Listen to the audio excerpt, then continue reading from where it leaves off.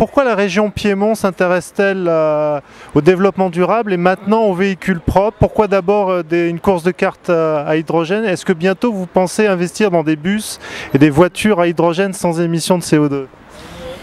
Ça, on l'a fait déjà. On a 50 prototypes qui sont en train de se bâtir. Ça, c'est une petite voiture à énergie solaire, électrique donc seulement, mais qui a toute une enveloppe solaire qui lui permet de récupérer à peu près 20-25% de l'énergie dont elle a besoin.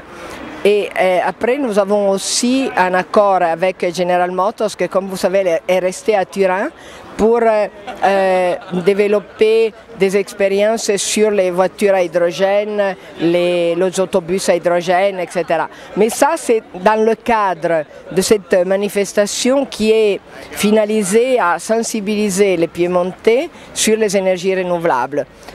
Parce qu'il ne suffit pas qu'il y ait des usines qui s'installent, des usines qui produisent. Il faut que tous les gens soient d'accord et commencent à investir sur leur maison, produire de l'énergie sur le toit, à faire une bonne alimentation de la maison, enfin investir sur ce qui à mon avis sera le grand cluster d'innovation du futur. Et d'ailleurs, nous sommes partis avant les États-Unis, mais là, ils sont en train de nous rattraper rapidement.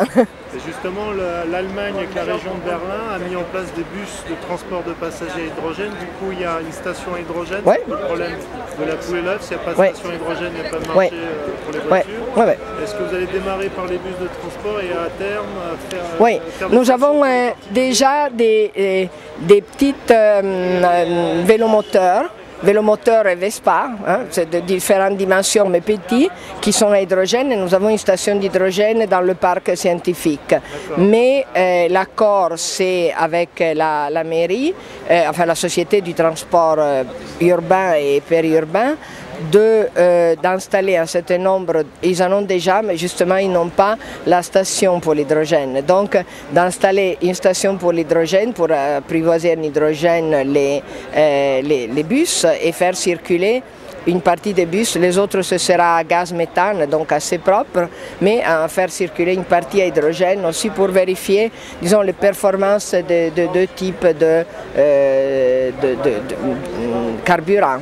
C'est à court terme, les stations à hydrogène? C'est dans 1 an, 2 ans? Oui, c'est à court terme parce qu'on a déjà une petite station mais qui sert pour ces vélomoteurs et donc qui ne serait pas adaptée pour les grands bus. La question c'est toujours les autorisations parce que comme vous savez en ville l'hydrogène crée quelques problèmes de risque, alors c'est ça qui a un peu retardé. Par contre il y a un développement énorme du méthane qui est aussi assez propre et pour les voitures et pour les bus.